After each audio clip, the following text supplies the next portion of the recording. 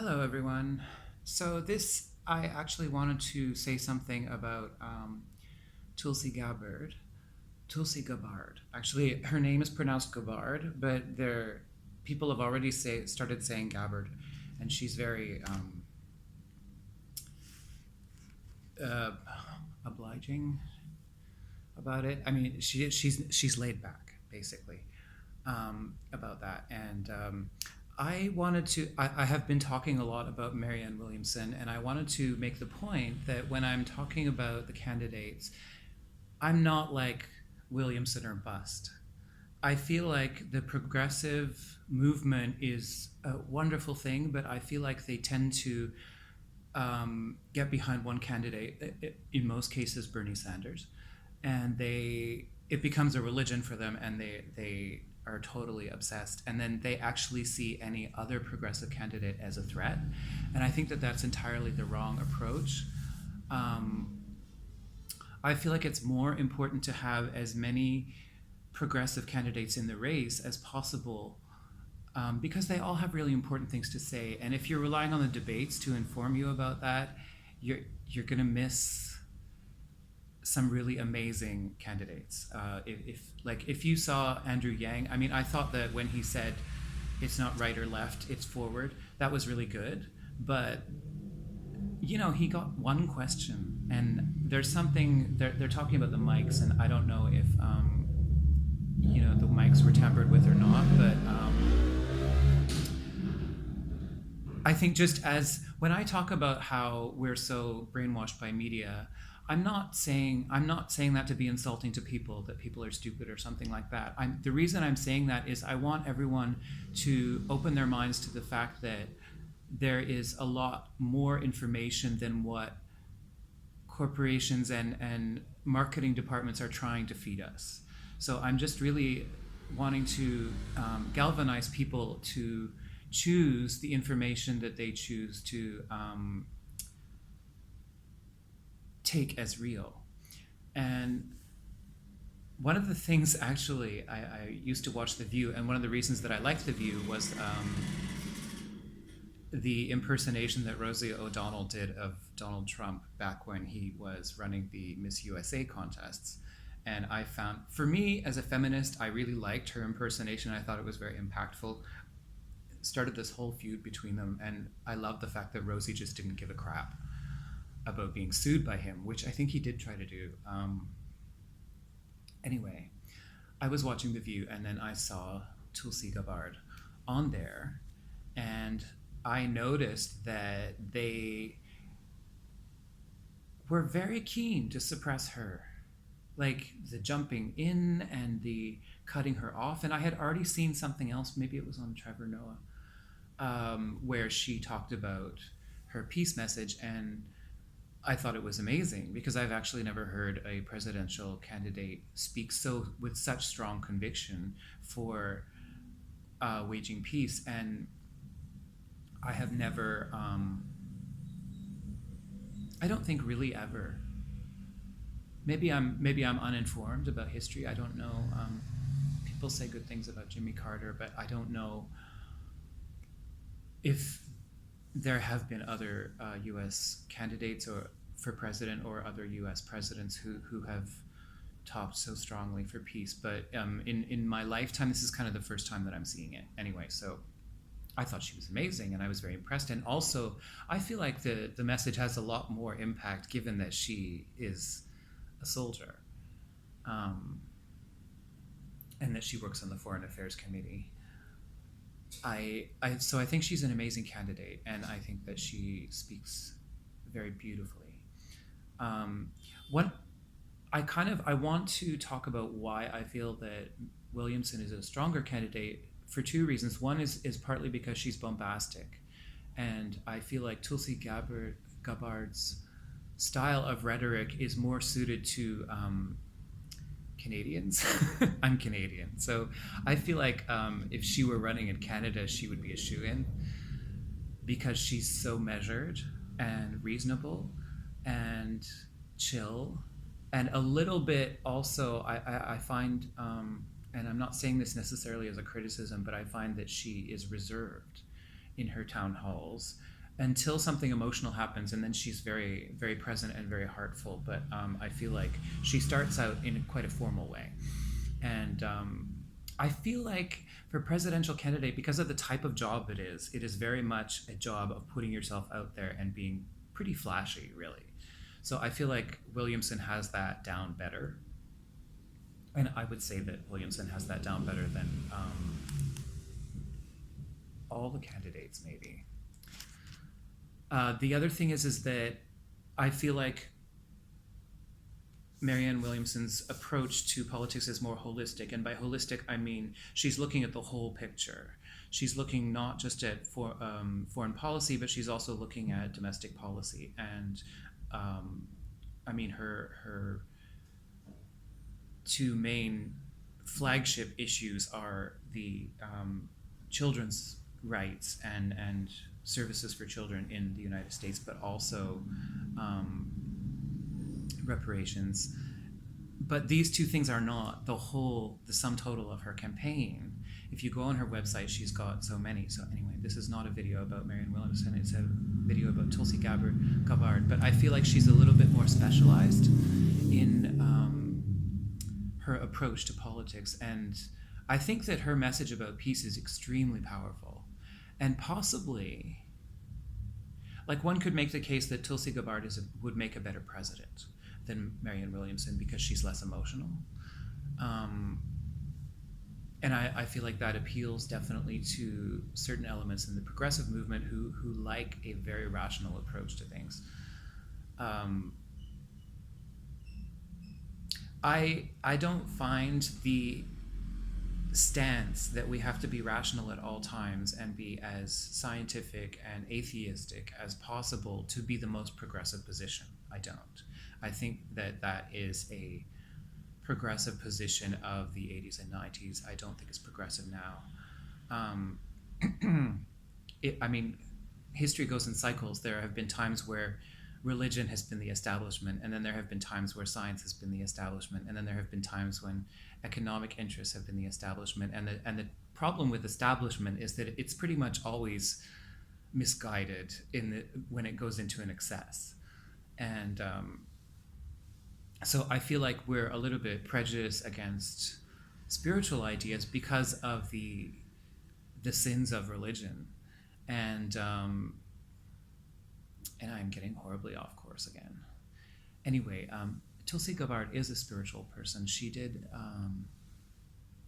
this Hare Krishna bhajan thing, and I grew up with that stuff. I grew up singing bhajans, and I loved it. I thought it was incredibly beautiful. I think a lot of people who watched it were a little weirded out because they have been watching Tulsi Gabbard as someone who is extremely rational and modern, and then they saw her on stage surrounded by Hare Krishnas, and her husband was playing guitar and she was singing this beautiful Hare Krishna bhajan, which I thought was lovely. And I get that people are scared of any kind of religious, woo-woo, mystical thing because they see it as the forerunner of fanaticism. And I think that is throwing the baby out with the bathwater, is what I'm trying to say. I don't think that it's necessary that you be a person of faith and be a fanatic. I think the problem is when you think that faith is not a personal matter. It is a personal matter. It is absolutely not only a personal matter, but that personal aspect of faith should be respected as something sacred in itself. It should not be. I actually question whether we really should have religions as institutionalized things with tax breaks and all of that kind of thing. I don't think that religions have earned that right. And I also don't think that I'm so against missionary work. I do not think that people should be going around the world trying to spread the word of God to people who have no defense, or they're people who are tribal and maybe uninformed about the history of the world. I don't think that they should be subjected to this kind of non-consensual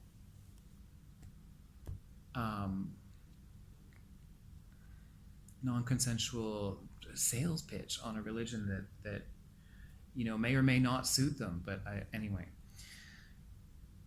I thought that the bhajans that Tulsi Gabbard sang were really beautiful, and they brought back memories for me. And I so basically, what I want to say about Tulsi Gabbard, she is the reason I discovered Marianne Williamson, because when I saw her on The View, I noticed how hard they were working to suppress her message, and then I thought, I wonder what other candidates are not being talked about, and then I discovered Marianne Williamson when I went through the list.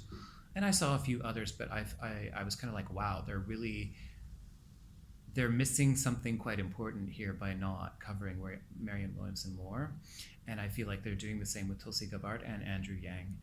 And I feel like Bernie is getting enough traction. I would be advocating more for him if I didn't feel like he was already getting enough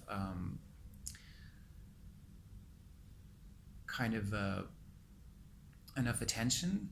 And I feel like his message sort of has its own momentum already. And I don't feel like we're hurting him by adding Tulsi Gabbard, Andrew Yang, and Marianne Williamson to the conversation. And I don't really care which of them wins. I think all of them would make good presidents.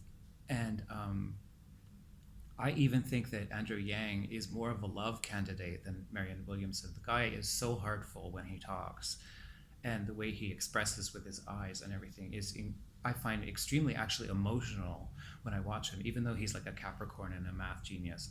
I find him extremely, extremely sweet. And Bernie Sanders is incredibly inspiring. I love his doggedness. I mean, he's been doing this work. Him and Marianne Williamson actually have been doing this kind of work for a long time. If you look into their history, they have been talking about that their platforms have actually always been their beliefs. So it's not as if they suddenly decided to run for president and they adopted all this stuff. This is what they have believed for a long time and not wavered on.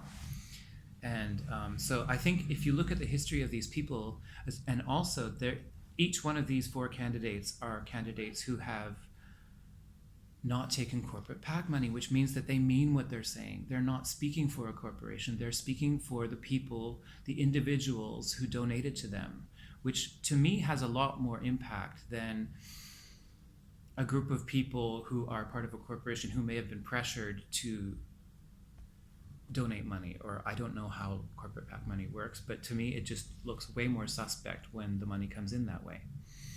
And so now you can make arguments that, maybe, so some people are saying, maybe Marianne Williamson has been receiving help from Oprah, or I don't know, there's all these smears like Tulsi Gabbard. They're trying to say that she's, I don't know, not really, like foreign plant or something like that. And I couldn't believe that when I saw that. Like, is this high school? Is this middle school? Like, they're making fun of Marianne Williamson for, crystal balls and tarot, which I don't even think she's into.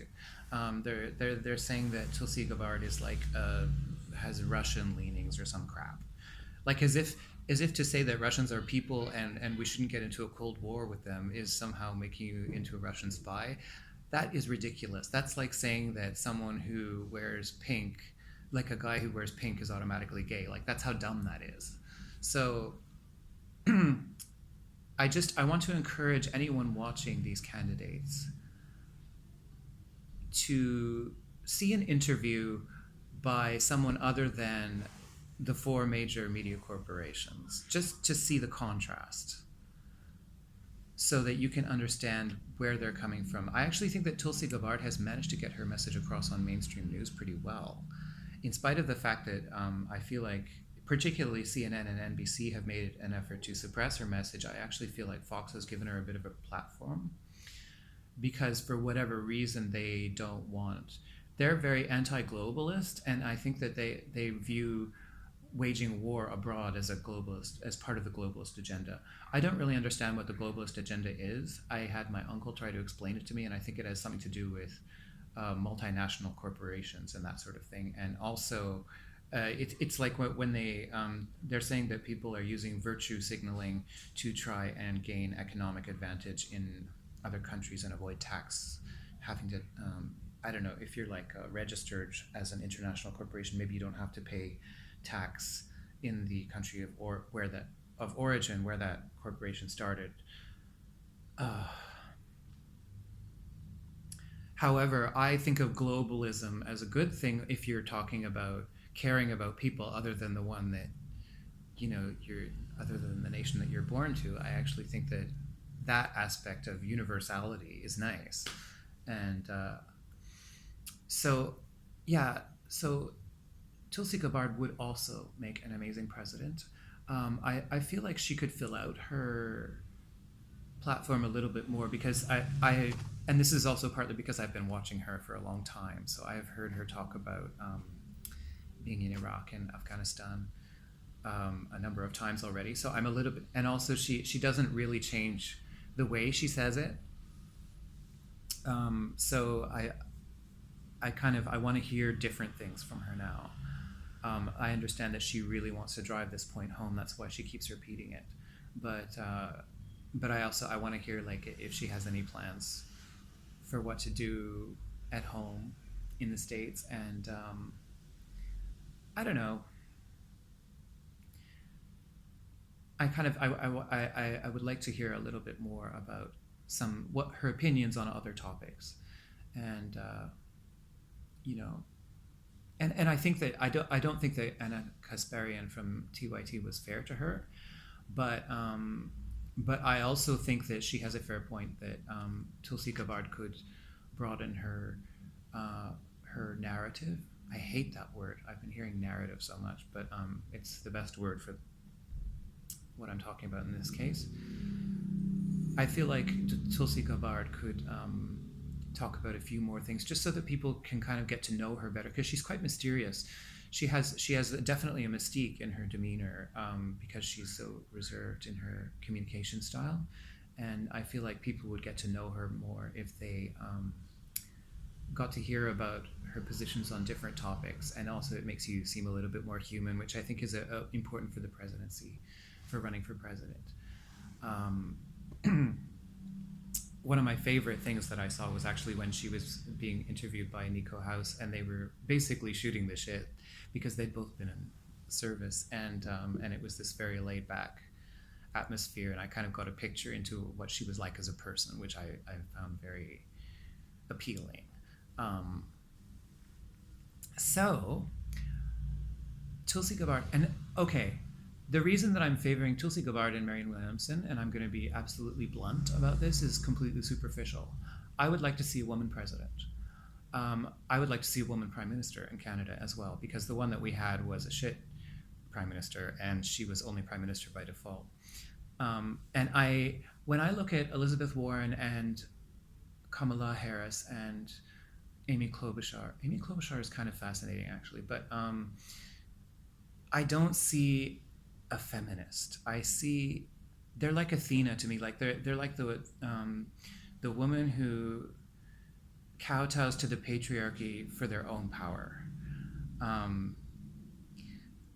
don't feel like that they're like Artemis or Hecate. I don't feel like that they're those strong female advocates for women's rights. Whereas when I look at Tulsi Gabbard and I look at Marianne Williamson, to me they're incredibly inspiring. I feel like they appeal to women as women. Like, be powerful. A woman is powerful by definition. You don't have to copy men to be powerful. You're already a powerhouse as a woman. And so in that sense, I feel like they are, I don't know, I just, and this also may be a matter of taste. Maybe, for you, Elizabeth Warren is more appealing in that way. I don't know. But to me, they strike a chord with me. And I find the fact that Tulsi Gabbard is a soldier who advocates for peace, because we always had this impression that soldiers were warmongers.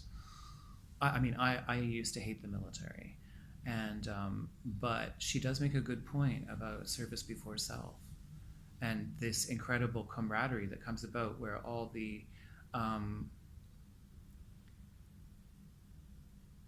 lines between sexual orientation and I've heard different people say that the military is very homophobic, and I've heard people say that, like Tulsi Gabbard said, that she dropped her homophobia in the military, because when you're working with people, you have to be part of the unit. You have to be part of the team. And so, gender lines and racial lines became very, very dissolved in the military for her. Maybe for different people, it's a different experience. But I feel like that actually is a very good qualification for presidency if you are that dedicated to the team and have such a sense of unity with everyone who is on the team. And I don't know if Tulsi, I don't know if she's as disruptive an influence as Marianne, and maybe disruption is more needed at this time. But one thing I would really like to see, no matter who is president, is I want them working together. I want these two amazing women who have bucked the system and are being unfairly suppressed by the media to form some kind of alliance and do some really great work for peace at home and abroad. And I think that they both have something really valuable to add. And I feel like Andrew Yang's kind of future thinking is extremely valuable also. Like, I feel like this idiotic model of trying to repeat the past is you're basically committing suicide by doing that. Like, you can't. If we want a progressive agenda, you cannot go back to Obama and try to pretend that Trump didn't happen and build from the Obama model as if, Scooby-Doo ending, this didn't happen. We have Trump as a president. This is Trump's America. So you have to build out of Trump. And I feel like Marianne Williamson and Tulsi Gabbard and Andrew Yang and Bernie Sanders are much more realistic about what Trump's America looks like and how to get to a progressive future out of that model, not just going back and trying to, balance. Like, you're going to end up with the same problems again. So I'm really frustrated with seeing politics just flip-flop between one extreme and the other, and then the middle ground is supposed to be okay or something, but you just end up with the same bloody problems every time. So I feel like they're actually much more realistic. And look, Trump did some good things.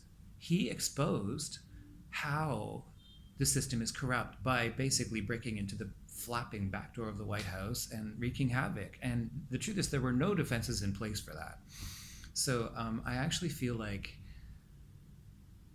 he did the U.S. a kind of a service in a way, because he showed where all the weaknesses are. And I feel like Tulsi Gabbard and Marianne Williamson and Andrew Yang and Bernie Sanders actually see what those problems are that led to the presidency of Donald Trump. And I feel also that, look, it's not bad that Donald Trump speaks like an idiot, because the thing is, presidents have always been speaking like an idiot. They have always been droning on about moving forward and a bright future and all this crap, which means nothing. And then they have the nerve to say that someone like, Marianne Williamson sounds ridiculous, or even Donald Trump. You have been talking shit for years, and then you're making fun of Donald Trump for saying kofefi or whatever. But the truth is that kofefi makes as much sense as you saying, let's move into a bright future. Like, and I actually like the fact that he talks to people like people. Like, I can understand what Donald Trump is saying. Maybe I'm stupid, but when Hillary and Obama were talking, I'm like, what the fuck are they on about? I have no idea what they're saying. It doesn't sound good. It just sounds like a really boring economic speech. And I don't have any sense that they understand what people are going through. Whereas I feel like Tulsi Gabbard and Marianne Williamson, Andrew Yang and Bernie Sanders are actually talking to people as people, and giving at least the impression that they can empathize with ordinary people. So I feel like that's very valuable. The problem, of course, with Donald Trump is that a lot of what he was saying in his campaign was not actually out of empathy. It was basically his business sell, and but I don't mind the fact that it was a change from the political sell, which I don't really think is any better. So anyway, Tulsi Gabbard for president, Marianne Williamson for president, Bernie Sanders for president, Andrew Yang for president. I'm not fanatical. I don't care which one it is. I want them all in there. If they could all four of them be president, I would have it. But whichever one, I feel like we should keep them all in the race, and then probably one of them can break through. But they're all really good people, and I feel like they mean what they're saying. So this is my tribute to the amazing peace candidate Tulsi Gabbard. And I know I have gone off topic a number of times, but I wanted to say an aloha to Tulsi Gabbard and just really give her the credit of inspiring me. And I didn't realize what a big progressive movement there was until I saw Tulsi Gabbard in the news. So a huge aloha and namaste to you.